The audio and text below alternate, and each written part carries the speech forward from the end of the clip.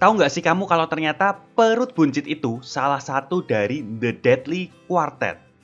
Deadly itu mematikan. Quartet itu suatu kelompok yang berisi 4 orang.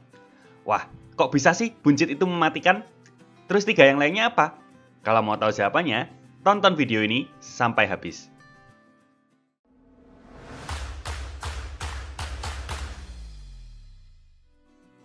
Nah, di materi hari ini aku mau menjelaskan nih salah satu alasan kenapa sebaiknya kamu berhati-hati jika perutmu terlalu buncit. Ternyata, buncit alias upper body obesity, gemuk di area badan atas, itu adalah salah satu indikator dari yang namanya metabolic syndrome, atau di Indonesia kan, sindrom metabolik. Sindrom itu artinya kumpulan tanda-tanda klinis yang terjadi secara serentak. Metabolik sendiri artinya adalah proses perubahan makanan menjadi energi alias metabolisme. Oleh sebab itu, metabolic syndrome bisa diartikan sebagai kumpulan kelainan dalam berbagai proses metabolisme di dalam tubuh. Apa aja sih tanda-tanda klinis tersebut? Tanda-tanda klinis tersebut antara lain. Yang pertama, lingkar perut obesitas sentral. Kalau di Indonesia berarti 90 cm ke atas untuk pria dan 80 cm ke atas untuk wanita lingkar perutnya. Itu sudah obesitas sentral.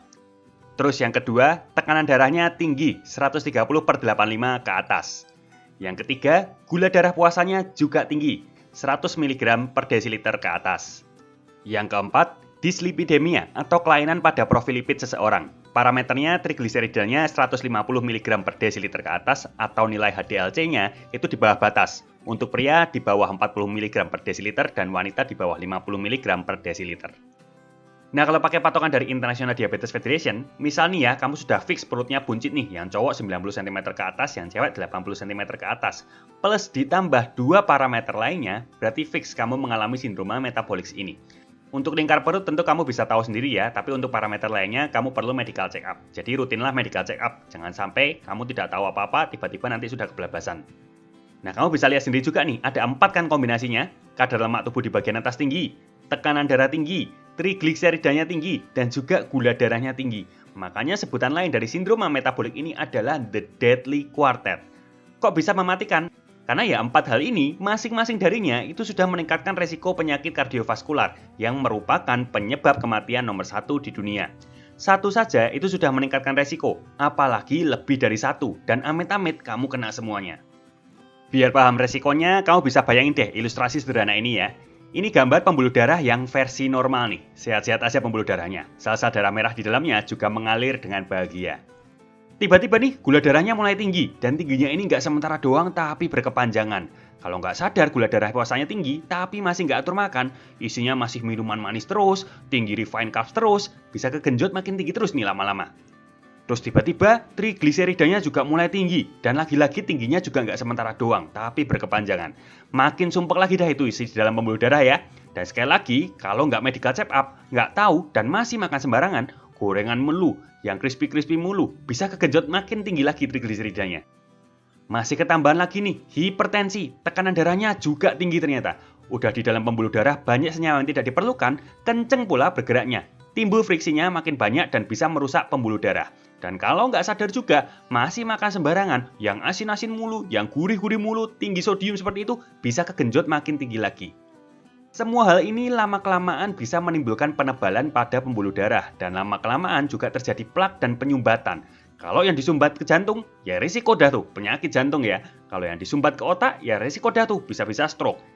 Nangkep kan hubungannya kenapa bisa meningkatkan resiko penyakit kardiovaskular, metabolic syndrome tadi.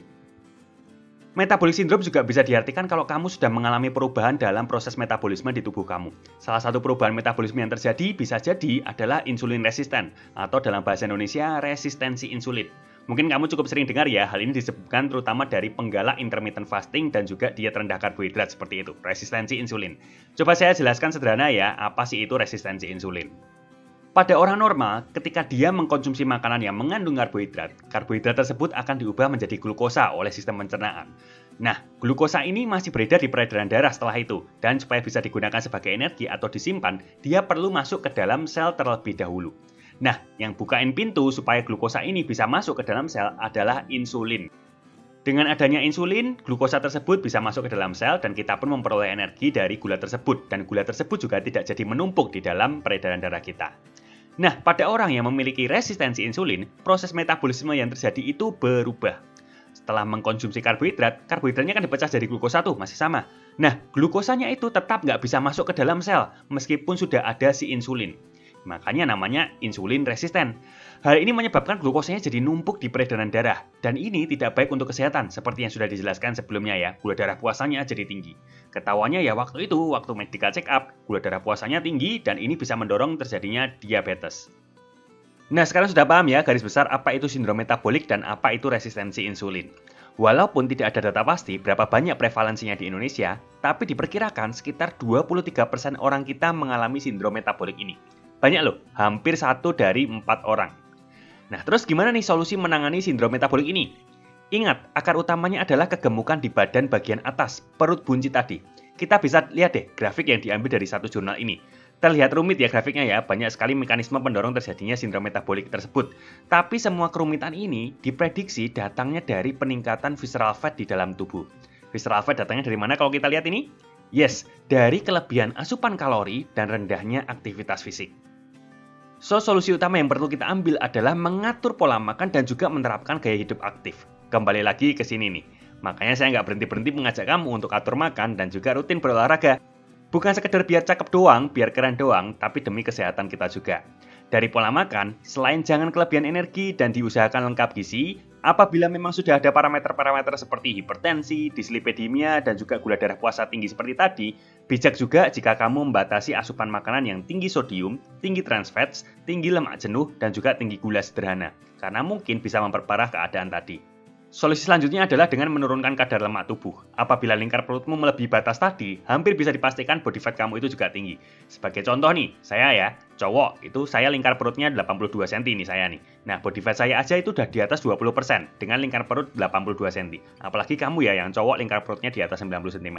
Bisa-bisa 25% ke atas dan itu sudah tergolong obesitas juga sebenarnya. Nah, solusi lain adalah dengan pemberian farmakoterapi alias obat-obatan. Cuman ini di luar skop saya ya, kamu bisa tanya ke dokter apabila memang hasil medical check up kamu kurang baik, konsultasikan saja. Terus yang terakhir, jangan merokok. Walau merokok ini nggak berkontribusi langsung ke peningkatan visceral fat seperti itu ya, tapi merokok ini juga meningkatkan resiko penyakit kardiovaskular. Ingat, kalau kamu metabolic syndrome, itu resiko penyakit kardiovaskularmu sudah meningkat. Jadi jangan ditambahin rokok lagi, nanti tambah meningkat lagi resikonya. Aku berharap video ini bisa sampai ke banyak orang yang mungkin sedang cari cara mengecilkan perut buncit. Kebanyakan orang cari cara seperti ini mungkin hanya ingin perutnya kempes aja, cari gerakan-gerakan mengecilkan perut seperti itu ya. Padahal ada sesuatu yang lebih berbahaya di balik perut buncit ini daripada sekedar penampilan, yakni sindrom metabolik dan juga resistensi insulin ini.